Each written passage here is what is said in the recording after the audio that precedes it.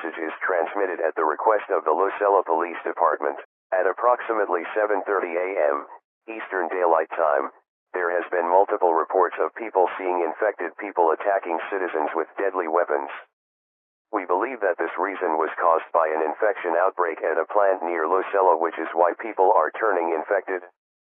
All residents are advised to seek shelter immediately.